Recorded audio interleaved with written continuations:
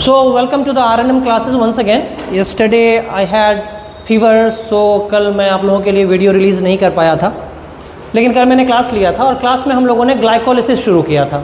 Glycolysis के बारे में मैंने आपको इंट्रोडक्शन दिया था कि ये central pathway of the glucose metabolism है, ठीक है। मैंने बताया था कि यह पार्शियल ऑक्सीडेशन ऑफ सबस्ट्रेट यानी कि ग्लूकोज है। साथ ही साथ मैंने आपको बताया था कि यह ऑक्सीजन से इंडिपेंडेंट है, इलेक्ट्रॉन लेके, बस कुछ भी ओके। तो ऑक्सीजन होगा फिर भी ये प्रोसेस कंटिन्यू करेगा, ऑक्सीजन नहीं होगा फिर भी ये प्रोसेस कंटिन्यू करेगा। साथ ही साथ हमने देखा था कि यह कॉमन है एरोबिक एंड एनारोबिक रिस्पिरेशन में, क्योंकि ऑक्सीजन से कोई लेना देना नहीं है। ऑक्सीजन है फिर भी होगा, ऑक्सीजन नहीं है फिर भी होगा।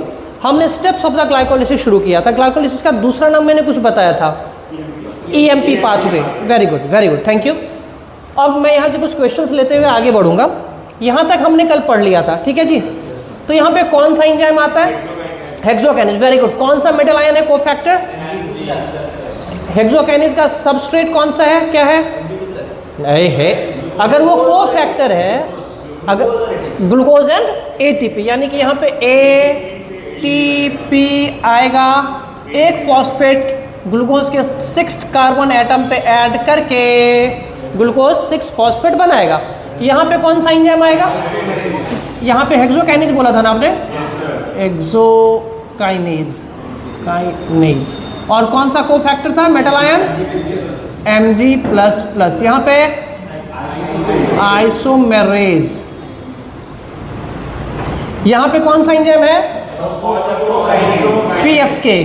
वो कह सकते हैं, इसका दूसरा नाम भी मैंने कुछ बताया था। कौन सा एंजाइम? इसके कुछ और कहते हैं। Very good, pacemaker. और कोई मेटल आयन यहाँ आता है क्या? Very good. जहाँ रिस्पिरेशन में, सॉरी ग्लाइकोलिसिस में जहाँ भी काइनेज एंजाइम फंक्शन करेगा वहाँ पे एटलीस्ट मैग्नीशियम आयन आएगा ही आएगा। क्या अभी तक, अब थोड़ा सा मैं क्लास को कंटिन्यू कर रहा हूँ, ठीक है। अभी तक जो हम लोगों ने देखा है, ये 3 कार्बन वाला बन गया। इसमें टोटल कार्बन नंबर कितना है? इसमें क्या है? और क्या ये दोनों एक दूसरे के आइसोमर है या नहीं है? ये एल्डिहाइडिक शुगर है और ये कीटोनिक शुगर है, DHAP डाइहाइड्रोक्सी एसीटोन फॉस्फेट फॉस्फोग्लिसरॉल्डिहाइड, है ना। क्या अभी तक आपको जो कार्बन यहाँ है, क्या कोई भी स्टेप ऑफ ऑक्सीडेशन मिला है हम लोगों को? नहीं। ये भी कार्बोहाइड्रेट है, जो ऑक्सीडेशन स्टेट इसके कार्बन में होगा वही ऑक्सीडेशन स्टेट इसके कार्बन में होगा। तो अभी तक हमारे पास कोई भी स्टेप ऑफ ऑक्सीडेशन फिलहाल नहीं आया है। The important thing of the glycolysis is now going to occur, ठीक है। ये PgAl के साथ रिस्पिरेशन फर्दर कंटिन्यू करता है। अरे ओके, हाँ ठीक है।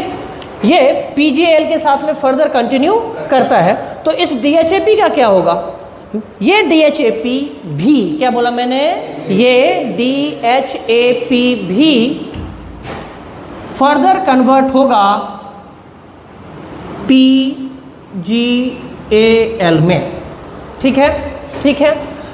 जो प्रोसेस PgAl के साथ इधर होगा, जो भी बायोकेमिकल रिएक्शन इस PgAl के साथ होगा, सेम बायोकेमिकल रिएक्शन इस PgAl के साथ भी होगा, ठीक है।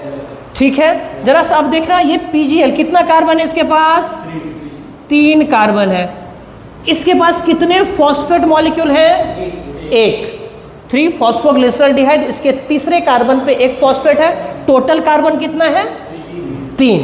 अब यहाँ पे ना ग्लाइकोलिसिस का पहला ऑक्सीडेशन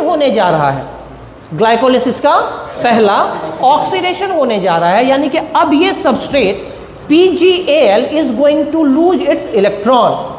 और अल्टीमेट इलेक्ट्रॉन एक्सेप्टर क्या है पहला क्लास से? क्या ऑक्सीजन है यहाँ पे? नहीं। अब ये ग्लूकोज का जो अपना एक पार्ट इसने बनाया है कन्वर्ट होकर के, ये अपना इलेक्ट्रॉन एक इलेक्ट्रॉन कैरियर को देगा। और वो इलेक्ट्रॉन कैरियर अल्टीमेटली इलेक्ट्रॉन किसको दे देगा? ऑक्सीजन को दे देगा। Very good. सो अब यहां से PgAl पे एक एंजाइम काम कर, जरा सा समझना, लिखना मत। ये first step of oxidation of entire respiration, ये first step of oxidation of glycolysis कह सकते हैं, हाँ कि ना? क्लियर है?